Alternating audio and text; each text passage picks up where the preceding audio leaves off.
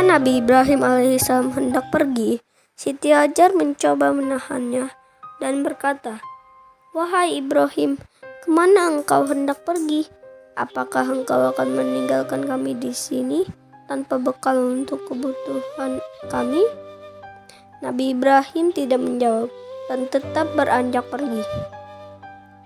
Siti Hajar pun kembali bertanya, "Apakah Allah yang memerintahkanmu melakukan hal ini?"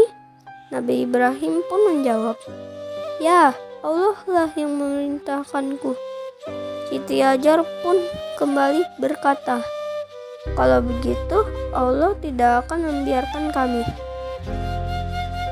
Mendengar jawaban Siti Hajar, Nabi Ibrahim pun akhirnya pergi dari tempat itu. Setelah melewati sebuah bukit hingga tak terlihat oleh Siti Hajar dan anaknya Ismail, ia pun berbalik. Ia memandang ke arah Baitullah sembari berdoa meminta kepada Allah agar segala kebutuhan istri dan anaknya senantiasa tercukupi. Nabi Ibrahim kemudian kembali ke negeri Syam untuk menemui istrinya Sarah atas perintah Allah. Di padang pasir yang tandus bernama Makkah itu, Siti Hajar kebingungan mencari sumber air untuk Ismail yang terus menangis karena kehausan.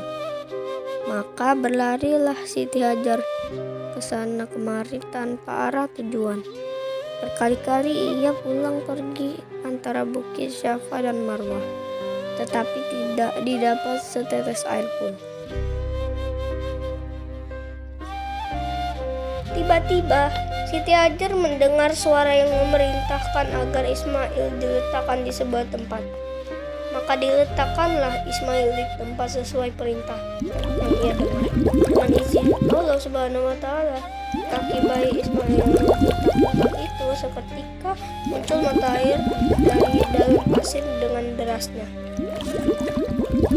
Lalu Siti Hajar pun segera meminum sepuasnya dari sumber mata air itu, dan Ismail pun berhenti menangis.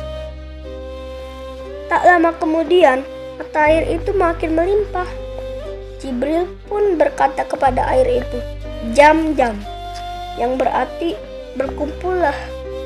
Maka dengan izin Allah, mata air itu mengumpul. Sampai sekarang, mata air itu tidak berhenti mengeluarkan air dan dapat kita kenal dengan sebutan air Jam-jam.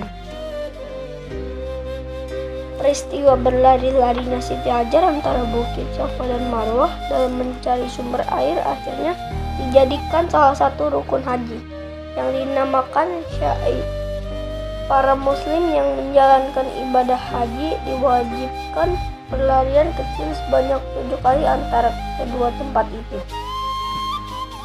Kemudian datanglah suatu rombongan kafilah Arab dan suku Jurhum yang kebetulan sedang kehausan dan mencari-cari air. Sampai di kota Mekah, tiba-tiba mereka melihat burung-burung yang sedang berterbangan di atas suatu bukit. Mereka menduga pasti ada sumber air di tempat burung-burung itu. Dan ternyata dugaan mereka benar. Di tempat itu mereka mendapati Siti Hajar dan putranya Ismail berada di tepi mata air yang jernih dan makmur. Maka orang-orang Arab itu menemui Siti Hajar dan memohon izin untuk mengambil air dari tempat itu. Siti Hajar mempersilahkan mereka dan minumlah seluruh anggota kafilah itu dengan puas. Setelah sekian lama pergi, Nabi Ibrahim datang kembali ke Mekah untuk menjenguk istri dan anaknya. Sesampainya di sana, terkejutlah beliau melihat mata air yang melimpah dan tenang di tempatnya. Juga di sekitarnya terdapat desa yang subur dan makmur. Beliau pun lega karena istri dan anaknya ternyata masih hidup, sehat dan tercukupi.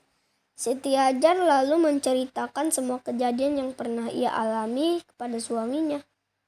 Mendengar itu, Nabi Ibrahim kemudian memuji kebesaran Allah Subhanahu wa Ta'ala yang telah mengabulkan doanya terdahulu.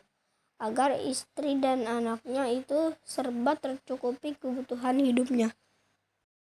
Demikianlah kisah Nabi Ismail dan ibunya Siti Hajar dalam menemukan sumber mata air Zam-Zam. Kita pun bisa mengambil hikmahnya dari kisah Nabi Ismail, yaitu 1. Tanda seorang istri yang patuh pada suami. 2. Menunjukkan istri yang solehah taat pada suami selama perintah itu tidak melanggar perintah Allah.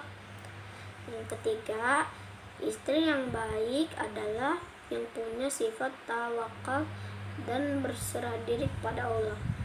Siapa yang tawakal kepada Allah tak mungkin disia-siakan. Maha suci Allah atas segala kebesaran dan kuasanya. Wabillahi taufiq wal hidayah. Wassalamualaikum warahmatullahi wabarakatuh. Sampai jumpa lagi di kisah selanjutnya.